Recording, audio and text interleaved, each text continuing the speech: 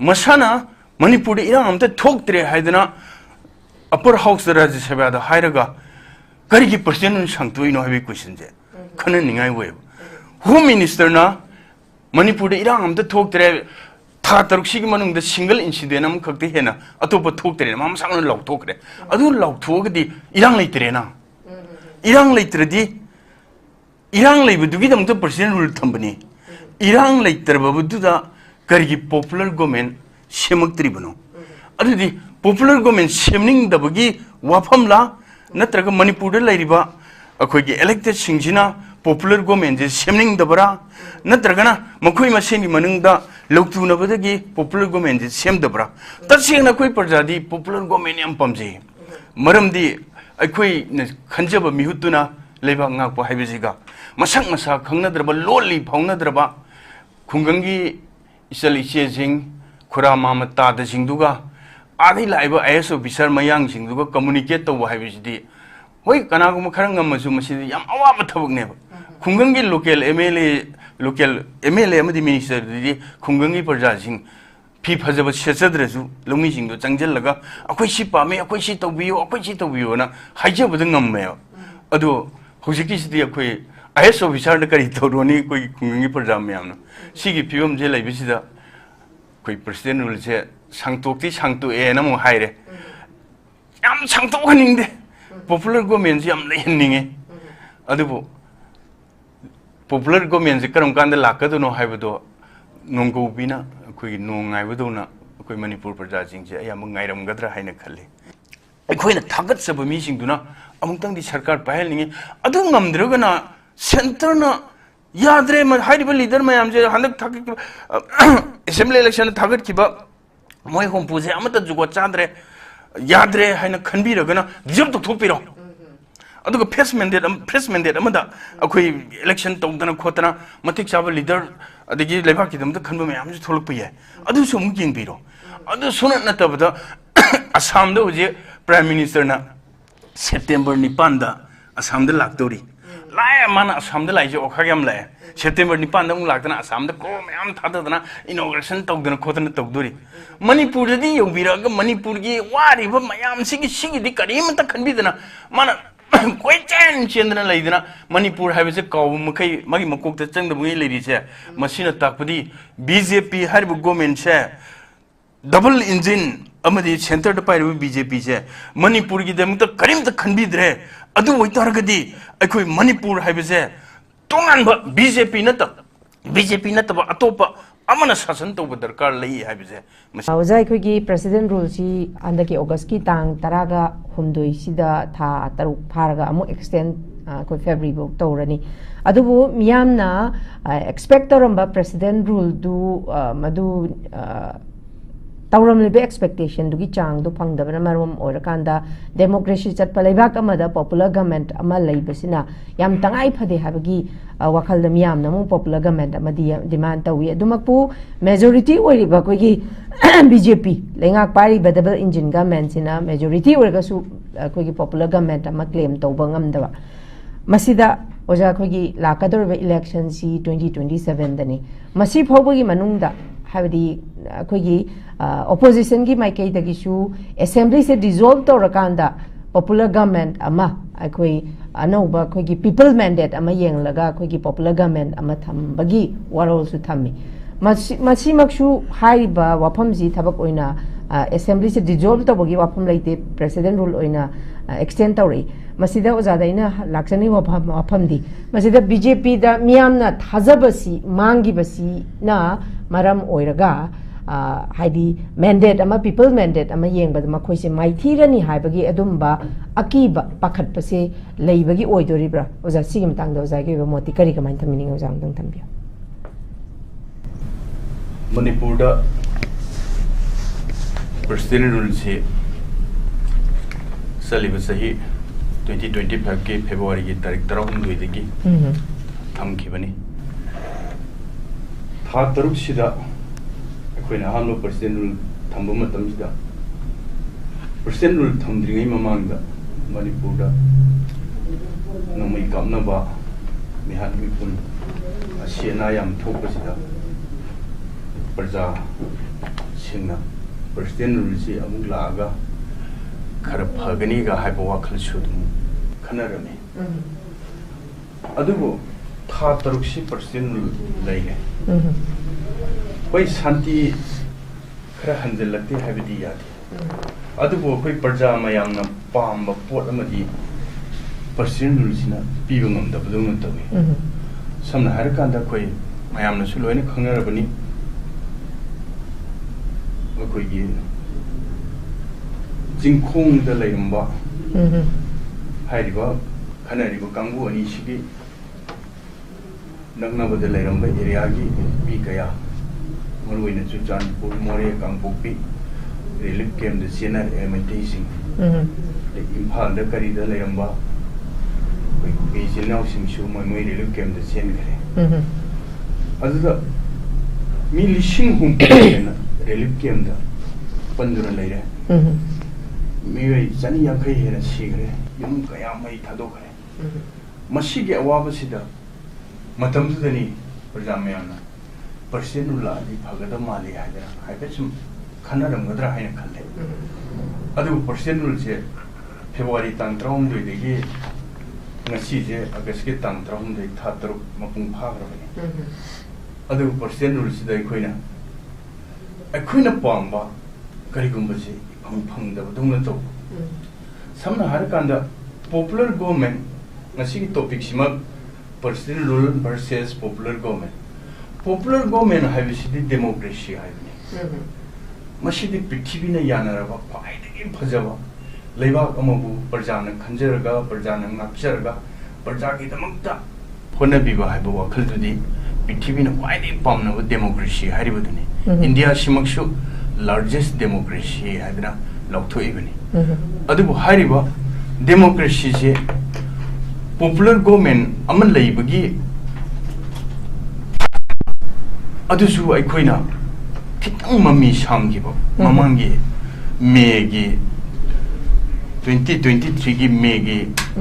अहुंगी थोगोक्सि थोलखिबसिना मरम होइदना मतमदुदा मुक्सु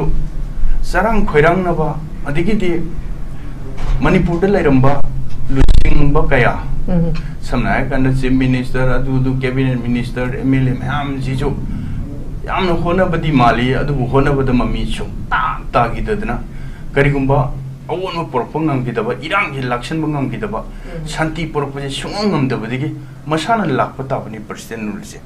मरमदी constitutional crisis होइरे लेबा अमगी law and order to state government की मशीनरी जिंग चलाइबो ngamdre मिहान मिपुर मयाम थेंगना बिग्रे दुने अहिंग नुंगदि नुंगदांग इसा इशुजिंग तुंब लारिक पाबो यादना दोंग दांग दोंग कपनरिबा अदुदा सिरेगा मतमसिदा पॉपुलर गवर्नमेंट की डेमोक्रेसी की फजबदु करीमत उत्पंगमदना प्रजा मयाम जी वागिबसिदा पर्सनल रूल थमगरे पर्सनल रूल से थातरुक थमे personal rule हाइबसे तसेंग हरकांदा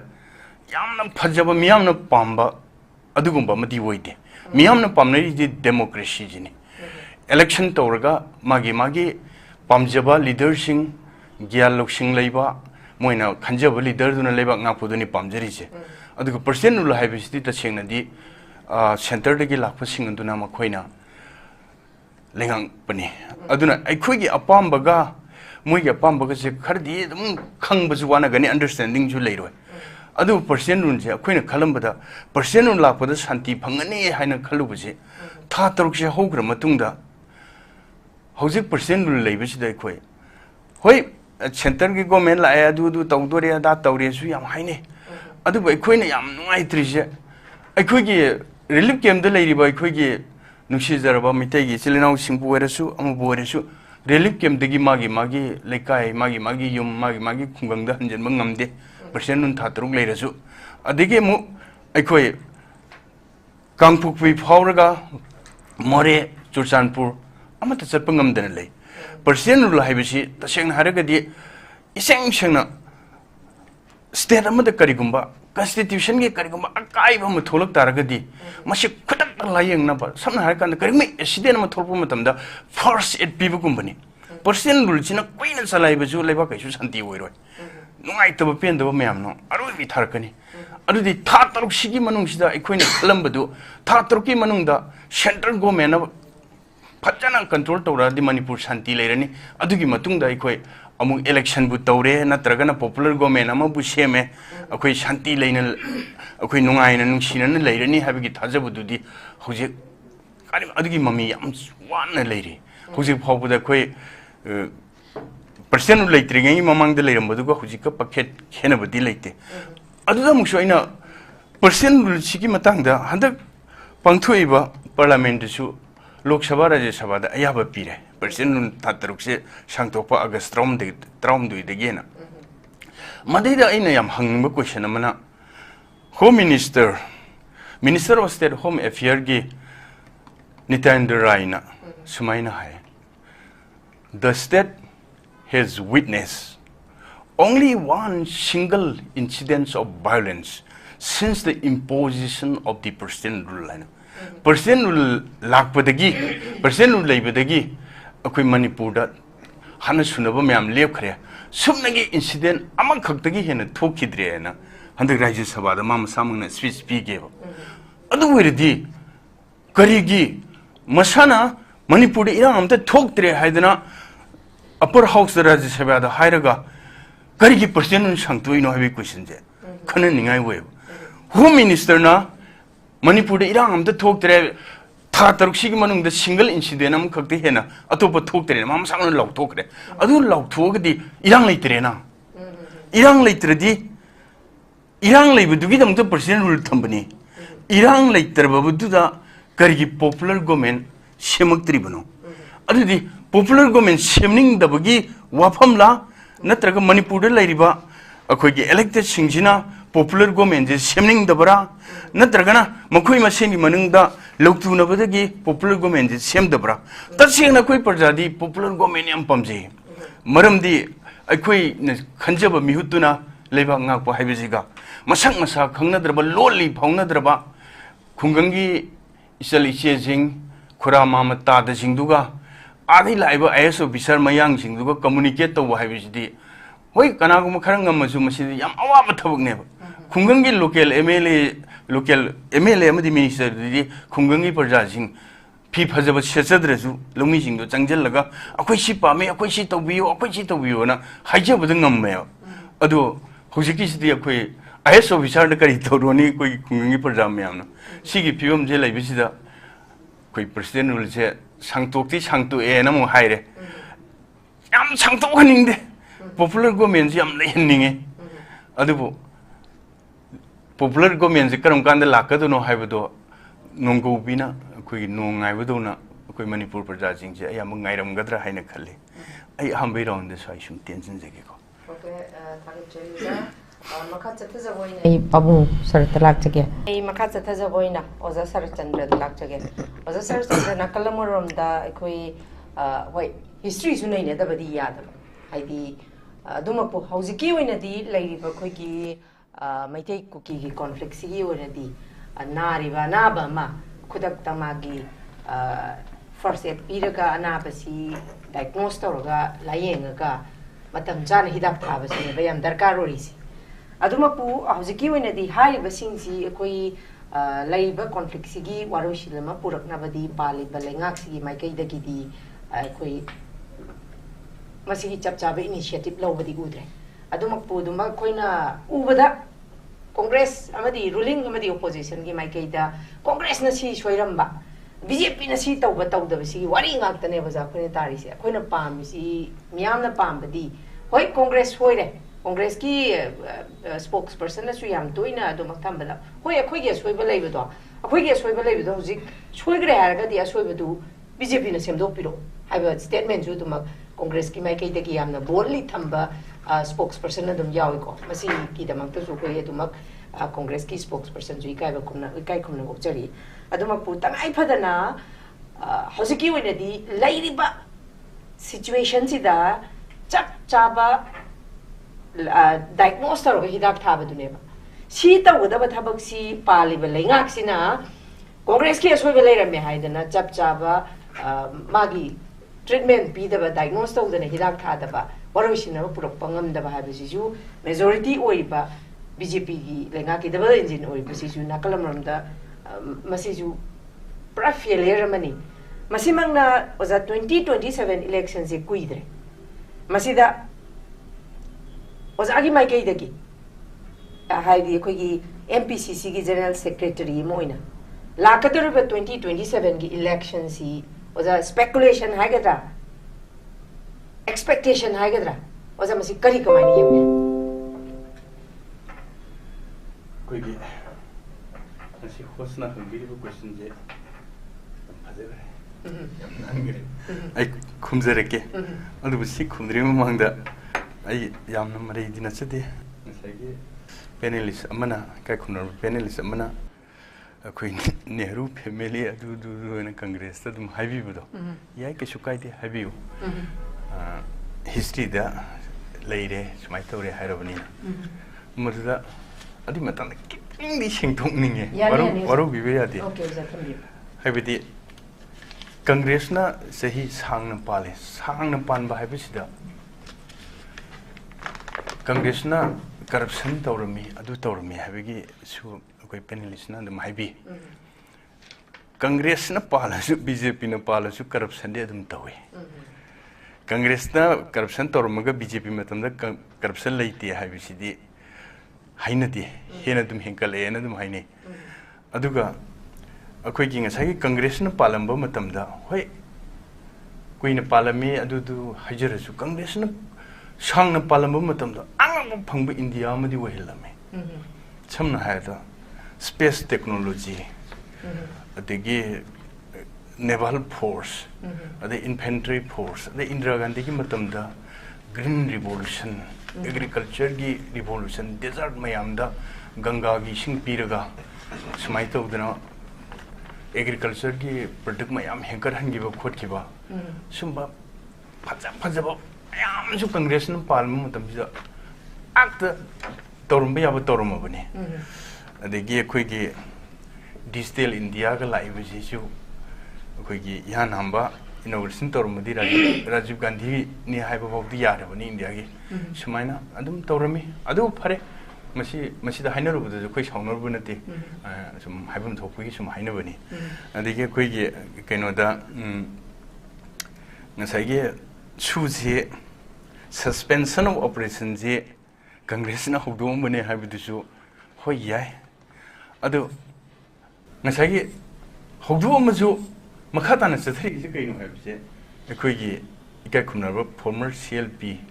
leader khoi saribo bi hoi tongan tong leader ge anasu nakhoi di makata ba kari tawri na question am hangrabani masida ina musu 10 gram matam jamena ngang tu so chu matam pamure adege khoi gi za bawjel chawbna ju hairami khoi gi kaino je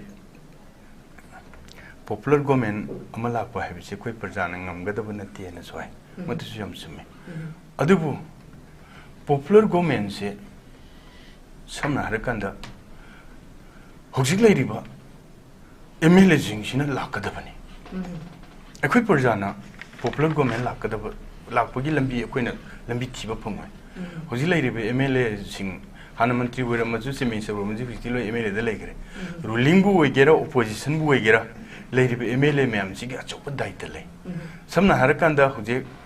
Manipur की assembly segment हुंपुसिदा मंगा अम कांग्रेस की लेगरे opposition vena 55 से party um बुएगेरा ruling the 55 N ले अम बुदी लेखिद्रे ततु बिरोम दिगे यांखै मरी दी ले यांखै मरी जी लेना ruling की यांखै मरी जी लेना करिगिनो हुजे पॉपुलर गवर्नमेंट अम सेंबंगम जी masai yam question ji yam hangningai wegre haining bu yam haining e du mayamang da pai habi du nuai bi dinati khumpu gi manung da yang khai mari leiraga popular government sembangam da ba habi je masai da factor khar soi leira mane maram di center government na sheman ning da ba ma ani shubada hari bu yang khai mari jinabu shemning adi semba ya ba akoina tasena hajabude nate khangubude nate mo yankhai mari ji manungda ngasai khoi panel sinu haibiga mo chokki munabagi mana goigraga di mana power pai grani mana paisa pai grani du di ma oide shurpudi oide ban pai adu maina su moi machine gi makta munna ba layrum gadra haine jo iching ba pawe akoi opposition gi manga di upai di sul leitrabani moi di tongan leijerbani opposition boina moi di resign tawrasu dum tawjarage mayam na pam dum tawrage na dum leijerabani upai leijedrabani adu bo hairi ba yankhai mari sidi anytime moi na sarkar chembada ngamoi da bi machak chulai leite maramdi india gi constitution na piba provision ne सरकार अमत same मतमदा absolute majority लेबा party दुना सरकार same the याबा हाइबसे Indian constitution अयाबा पीरबनी मसिद यांखै money लेना सरकार same ngam मसी तसेंग हरकांदा प्रजाबु नुसिबिदबरा हाइबगी वखन फावे अखोइना मरमदी कथोंगनरगा ice अखोइना सी मंत्री ma'am जे मुनदना चे minister मुनदना लेरगदी अखोइ लेबाक सिमांग तारे वैजरसनु मथौना फबमा लेबाकी कथोपा ngambama मंगोंदु वहेलजी अखोइ एमएलए द लेरसु लेरजी लेबाक सेम द कलजी इमा इबेन मैम इसा मैम जी कलजी हाइदना सैक्रिफाइस तौरागदी सरकार सोइदना सेम ngam मालेबा अदु तौदबिदा मानो वेगी तारे आइनो वेगी तारे मानो वेगी तारे ना अदुगी लेथोक कलेक्शनगा तौ लेबिस सरकार सेम ngam हाइबगी अखोइ सिंगबसु लै अदुना हौजे हौजे मणिपुर पॉपुलर गवर्नमेंट अमा लै तबसिगी रेस्पॉन्सिबिलिटी दी हौजे लैरिबा बीजेपी गी अमदि मागी पार्टनर ओइरिबा एमएलए यांखै मरि सिगी अचाउब दायित्व लै मै नानथोक्तुना चेनबा यारोय हौजे अखोइ करिगिनो मयांगना control तौहलिजिबो अखोइना थागतखिबा नखोइना Moina लेमदना Hakam Chandana MLA गी तोलो Kharga local area development fund Kharga ngai लेरगा मयांगना control तौहलिजिबो करिगिनोबा थाइना खोइगे होय मयांगजिंदुना जु फजना दि होना बिरंबदि याय डेवलपमेंट दि तौनोदि होनर मया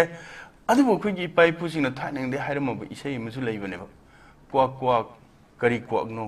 मयांग क्वाकनि मखादि ताजररोय सिगी इसैजिनाजु सिगी सैरेंजिनाजु पिरबनेबा लाइबसिंदो मणिपुर मचानते अखोइदि फरजु फत्रजु आइगी इचल अमा आइगी इची अमा आइगी इनाव अमा आइगी इपा अमा आइगी खुरा अमा खुदोंग थिबा ताब मतमदा अखोइ चोन चेंजनदना मागी दमत कोइ होनदोइनि अदो अतोपदि लाइबसिंदुना हेक अखोइगी इचल अमा खुदोंग थिबा मतमदा कशु येंबिगनि हाबिजे थाजदि येंबिबदि याय अदुबो मयामगी सनरोंदा अदुना अखोइसे हौजिकसे तसेंग हरकांदे बीजेपी गी एमएलए यांखै मरि जे नै पांगदब नेचर थादो नोगी वजेब तानब नेचर थादो ची मिनिस्टर जी विनिंग बम वेहलो नोगी मरकगी फरकत बम वेहलो अदुग नतै चाददना जुबो चाद्रे हाबिदि वेहलकनु अफब बम वेहलो मयाम सपोर्ट तौबिरो अखोइ कांग्रेस की जो एमएलए मंगासी अदम सपोर्ट तौरनी हाइदर ngai लेरबनी अदु वैतारगदी सुंगै सुदना सरकार दुमतंग सेंबिरगदी करिगे अखोइगी लेबाक्सिबो असुकुइना अवाब नमदना सुम थमदरिनो अदु पर्सनल रुनजिबो हनक था तरुक सुम सांगतोरे सी मतुंग सुम सांगतोरकदोरिब्रा अदगी मु था तरुक सिगी मनुंग द सेमबा याब सेमगा अखोइना पामिजे पर्सनल रुनजिना खर सेमबिरमबा ताइसनबिरमबा नुक्सिनालमबा अमगा खर करि हाइने नुक्सिना लहल मतुंग द पॉपुलर गवर्नमेंट लागदी नुगाइने न खलुबनेबा पर्सनल रुनजिना कारी महुंगमदेबा अदु ओइतारगदी अखोइ हुजि अदु अदा हाइनबगी दरकार सोय ओइद्रे अदुग ngasiगी ai अतोप हाइनिंगबदि याम लैको पॉइंट से अखोइगी दोलगी मतंगदजु करिदजु रीजनल पार्टी की बीजेपी के दुजु याम हाइनिंगबजु ले अदु कैदोरुनि ngasiगी canoe topic सिमक्सु president rule versus popular government हाइबनिना ai सेदि जदुम concentration तौजगे अखोइ popular government लाक्तबदा अखोइ Manipur अदम वागनी करिगी दमक्ता अखोइगी अवाबा हुजि समना हरकांद एमएलए मयामजे वाक प्रोग्राम हमते थागतरे एमएलए जिंगजिना माय केंद्र दुगी लेरिबे एमएलए जिंगना प्रधान मेंबर न पाउपिरकदोइने अखोइगी लंबी सिमते सेंबियो अखोइगी लेरक सिमते कोइलास थाबियो अखोइगी केनेल जिमते तौबियो ड्रेन जिमते चनबियो ना एमएलए द पाउपिरकदोइने लेकाइदुना एमएलए दुना मागी कंसर्न मिनिस्टर दुना चेयरमैन ओइबा कंसर्न मिनिस्टर द हाइजरगा अखोइगी आइगी केंद्र द सुमाई सुमाई लेसिमा हापियो ना हरगा अदे मिनिस्टर दुना कंसर्न तौरगा अदु माइ तौरगा वाक प्रोग्राम याम हापगा मणिपुर की केंद्र होपुगी सिंया तमया लबुक लमहांग मयाम जिलमबे सेंबी दना कोतना नुंगाइ हिनगदबनेबा अदु हुजे प्रजामतनसु अहेस विषाद लंबी सेंबियो हाइबा ꯑꯩꯈꯣꯏꯅ ꯉꯝꯗꯗꯅ ꯍꯥꯏ ꯀꯣꯔꯠꯇꯒꯤ ꯅꯍꯥꯟ ꯇꯧꯔꯛꯏꯗꯨꯅꯦꯕ ꯂꯝꯕꯤ ꯁꯦꯝꯗꯕꯒꯤ ꯀꯩꯅꯣ ꯃꯅꯝ ꯄꯤꯌꯣꯅ ꯂꯥꯛꯏꯗꯨꯅꯦꯕ ꯑꯗꯨꯃꯥꯏꯅ ꯇꯧꯗꯅ ꯑꯩꯈꯣꯏ ꯑꯝꯇ ꯍꯥꯏꯖꯕ ꯉꯝꯗ꯭ꯔꯦ ꯑꯗꯩ MLAꯗ ꯍꯥꯏꯔꯨꯏ ꯑꯩꯈꯣꯏꯗꯤ ꯎꯄꯥꯏ ꯂꯩꯇꯦ ꯍꯥꯏꯅ ꯅꯥꯟꯊꯣꯛꯑꯦ ꯑꯗꯨꯗꯤ ꯑꯩꯈꯣꯏꯒꯤ ꯋꯥꯠꯂꯤꯕ ꯃꯌꯥꯝ ꯅꯨꯡꯉꯥꯏꯇ꯭ꯔꯤꯕ ꯃꯌꯥꯝꯁꯦ ꯍꯧꯖꯤꯛ ꯑꯩꯈꯣꯏ ꯃꯅꯤꯄꯨꯔꯗ ꯈ꯭ꯋꯥꯏꯗꯒꯤ ꯋꯥꯔꯤꯁꯦ ꯂꯝꯕꯤ ꯍꯣꯏ ꯑꯋꯥꯕꯗꯤ ꯌꯥꯝ ꯂꯩꯀꯣ ꯔꯤꯂꯤꯐ ꯀꯦꯝꯞꯇ ꯂꯩꯕꯒꯤ ꯑꯋꯥꯕ ꯃꯌꯥꯝ ꯄꯨꯝꯅꯃꯛꯇꯤ ꯂꯩ ꯑꯗꯨꯕꯨ ꯑꯩꯈꯣꯏ ꯃꯌꯥꯝꯁꯤꯅ ꯍꯦꯛ ꯎꯕꯅ ꯍꯦꯛ ꯋꯥꯕꯁꯦ ꯇꯁꯦꯡꯅ ꯍꯥꯏꯔꯀꯥꯟꯗ ꯂꯝꯕꯤ ꯊꯣꯡꯁꯦ ꯑꯣꯏꯌꯦꯕ ꯂꯝꯕꯤ ꯊꯣꯡꯁꯦ ꯀꯅꯥꯅ ꯁꯦꯝꯕꯤꯗꯣꯏꯅꯣꯕ ꯍꯣꯏ ꯍꯥꯔꯠ ꯇꯥꯎꯟꯁꯤ ꯃꯅꯨꯡꯗꯕꯨꯗꯤ ꯃꯣꯏ ꯁꯦꯝꯒꯅꯤ ꯀꯣꯏꯂꯥꯁ ꯑꯗꯨ ꯊꯥꯒꯅꯤ ꯑꯗꯒꯤ ꯀꯪꯀ꯭ꯔꯤꯠꯅ RCCꯗꯨ ꯇꯧꯅꯤ ꯈꯣꯠꯅꯤ ꯍꯥꯏꯅ ꯃꯥꯒꯤ ꯒꯣꯕꯔꯅꯔ ꯍꯣꯏ ꯁꯦꯀ꯭ꯔꯦꯇꯔꯤ ꯍꯣꯏ ꯃꯣꯏꯅ ꯆꯠꯄ ꯖꯒꯥ ꯑꯗꯨꯋꯥꯏꯗꯨꯕꯨꯗꯤ ꯈꯔ ꯁꯦꯝꯕꯤꯕꯁꯨ ꯌꯥꯏ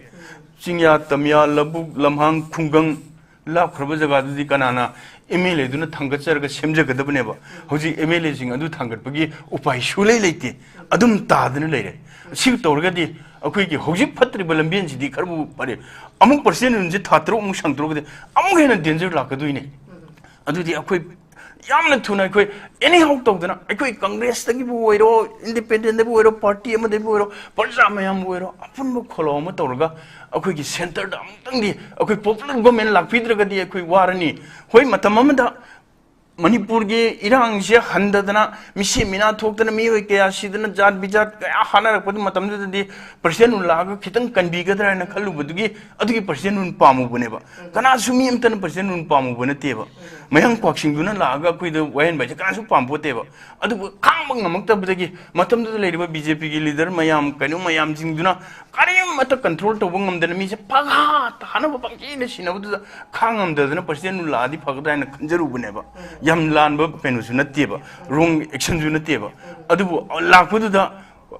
ꯍꯧꯖꯤꯛ ꯑꯗꯨꯒꯤ ꯃꯤꯍꯥꯟ ꯃꯤꯄꯨꯟꯗꯣ ꯈꯔ ꯍꯟꯊꯔꯦ ꯑꯗꯨꯃꯗꯤ ꯄ꯭ꯔꯁꯤꯗꯦꯟꯠꯗ ꯑꯩꯈꯣꯏ ꯇꯁꯦꯡꯅ ꯔꯤꯌꯦꯜꯂꯤ ꯑꯩꯈꯣꯏ ꯊꯥꯒꯠꯆꯩꯕ ꯑꯗꯨꯕꯨ ꯑꯗꯨꯅ ꯁꯨꯝ ꯑꯩꯈꯣꯏ ꯁꯨꯝ ꯂꯩꯕꯗꯤ ꯌꯥꯔꯣꯏꯕ ꯑꯩꯈꯣꯏ ꯗꯤꯕꯦꯂꯞꯃꯦꯟꯠ ꯗꯔꯀꯥꯔ ꯂꯩꯌꯦꯕ ꯑꯩꯈꯣꯏ ꯑꯃꯨꯛ ꯅꯨꯡꯉꯥꯏꯅ ꯍꯤꯡꯃꯤꯟꯅꯕ ꯗꯔꯀꯥꯔ ꯂꯩꯌꯦꯕ ꯅꯨꯡꯉꯥꯏꯅ ꯍꯤꯡꯃꯤꯟꯅꯅꯕ ꯍꯣꯠꯅꯕꯒꯤ ꯇꯥꯏꯃꯤꯡꯁꯤꯗꯗꯤ ꯑꯩꯈꯣꯏ ꯌꯥꯝ ꯋꯥꯔꯦ ꯑꯗꯨꯅ ꯑꯩꯈꯣꯏꯒꯤ ꯂꯩꯔꯛ ꯈꯨꯜꯂꯛ ꯆꯤꯡꯌꯥ ꯇꯝꯌꯥ ꯂꯧꯕꯨꯛ ꯂꯝꯍꯥꯡ ꯈꯨꯡꯒꯪꯗ ꯂꯩꯔꯤꯕ ꯄ꯭ꯔꯖꯥ ꯃꯌꯥꯝꯁꯤꯒꯤ ꯑꯋꯥ ꯅꯨꯡꯉꯥꯏꯒꯤ ꯗꯥꯏꯇꯗꯤ ꯀꯅꯥꯅ ꯄꯨꯕꯤꯒꯅꯤ ꯄꯣꯄꯨꯂꯔ ꯒꯣꯚꯔꯟꯃꯦꯟꯠꯅ ꯄꯨꯕꯤꯒꯗꯕꯅꯤ ꯑꯗꯨꯅ ꯄꯣꯄꯨꯂꯔ ꯒꯣꯚꯔꯟꯃꯦꯟꯠꯁꯦ ꯉꯁꯤꯒꯤ topic president rule versus popular government haibase masida president rule je tha taruk yengre magi development thudona leitre adu itadi president rule je muktoga popular government amuk laji adu popular government je langnu phona bada BJP gi leiribe MLA yankhai mari je pang da badona yamna upai leje da badona bikhari dona hingbaje masimadi tuaga akoi pulap manaraga ꯑꯩꯈꯣꯏꯅ ꯊꯥꯒꯠꯆꯕ ꯃꯤꯁꯤꯡꯗꯨꯅ ꯑꯃꯨꯛꯇꯪꯗꯤ ꯁꯔꯀꯥꯔ ꯄꯥꯏꯍꯟꯅꯤꯡꯉꯤ ꯑꯗꯨ ꯉꯝꯗ꯭ꯔꯒꯅ ꯁꯦꯟꯇꯔꯅ ꯌꯥꯗ꯭ꯔꯦ ꯍꯥꯏꯔꯤꯕ leader ꯃꯌꯥꯝꯁꯦ ꯍꯟꯗꯛ ꯊꯥꯒꯠꯈꯤꯕ assembly ꯏꯂꯦꯛꯁꯟꯗ ꯊꯥꯒꯠꯈꯤꯕ ꯃꯣꯏ ꯍꯨꯝꯐꯨꯁꯦ ꯑꯃꯠꯇ ꯖꯨꯒꯣꯠ ꯆꯥꯗ꯭ꯔꯦ ꯌꯥꯗ꯭ꯔꯦ ꯍꯥꯏꯅ ꯈꯟꯕꯤꯔꯒꯅ ꯗꯤꯖꯣꯜꯕ ꯇꯧꯊꯣꯛꯄꯤꯔꯣ ꯑꯗꯨꯒ ꯐ꯭ꯔꯦꯁ ꯃꯦꯟꯗꯦꯠ ꯑꯃꯗ ꯑꯩꯈꯣꯏ ꯏꯂꯦꯛꯁꯟ ꯇꯧꯗꯅ ꯈꯣꯠꯇꯅ ꯃꯇꯤꯛ ꯆꯥꯕ ꯂꯤꯗꯔ ꯑꯗꯒꯤ ꯂꯩꯕꯥꯛꯀꯤꯗꯃꯛꯇ ꯈꯟꯕ ꯃꯌꯥꯝꯁꯨ ꯊꯣꯛꯂꯛꯄ ꯌꯥꯏ ꯑꯗꯨꯁꯨ ꯑꯃꯨꯛ ꯌꯦꯡꯕꯤꯔꯣ ꯑꯗꯨ ꯁꯨꯅꯠ ꯅꯠꯇꯕꯗ ꯑꯁꯥꯝꯗ ꯍꯧꯖꯤꯛ ꯄ꯭ꯔꯥꯏꯝ ꯃꯤꯅꯤꯁꯇꯔꯅ ꯁꯦꯞꯇꯦꯝꯕꯔ 9ꯗ ꯑꯁꯥꯝꯗ ꯂꯥꯛꯇꯧꯔꯤ ꯂꯥꯛꯑꯦ ꯃꯥꯅ ꯑꯁꯥꯝꯗ ꯂꯥꯛꯏꯁꯦ ꯑꯣꯈꯥꯛ ꯌꯥꯝ ꯂꯥꯛꯑꯦ ꯁꯦꯞꯇꯦꯝꯕꯔ 9ꯗ ꯑꯃꯨꯛ ꯂꯥꯛꯇꯅ ꯑꯁꯥꯝꯗ ꯀ꯭ꯔꯣ ꯃꯌꯥꯝ ꯊꯥꯗꯗꯅ ꯏꯅꯣꯒ꯭ꯔꯦꯁꯟ ꯇꯧꯗꯅ ꯈꯣꯠꯇꯅ ꯇꯧꯗꯣꯔꯤ ꯃꯅꯤꯄꯨꯔꯗꯗꯤ ꯌꯧꯕꯤꯔꯛꯑꯒ ꯃꯅꯤꯄꯨꯔꯒꯤ ꯋꯥꯔꯤꯕ ꯃꯌꯥꯝꯁꯤꯒꯤꯗꯤ ꯀꯔꯤꯃꯠꯇ ꯈꯟꯕꯤꯗꯅ ꯃꯥꯅ ꯀꯣꯏꯆꯦꯟ ꯆꯦꯟꯗꯅ ꯂꯩꯗꯅ ꯃꯅꯤꯄꯨꯔ ꯍꯥꯏꯕꯁꯦ ꯀꯥꯎꯕ ꯃꯈꯩ ꯃꯥꯒꯤ ꯃꯀꯣꯛꯇ ꯆꯪꯗꯕꯉꯩ ꯂꯩꯔꯤꯁꯦ ꯃꯁꯤꯅ ꯇꯥꯛꯄꯗꯤ BJP ꯍꯥꯏꯔꯤꯕ ꯒꯣꯚꯔꯟꯃꯦꯟꯠꯁꯦ डबल इंजिन अमदी सेंटर द पाइरबो BJP से मणिपुर की दमत करीमत खनबीद्रे अदु ओइतारगदी अखोय मणिपुर हाइबसे तोंगानब BJP नत अतोप अमन शासन तौब दरकार लई हाइबसे मसिमजो आई हाइजेगे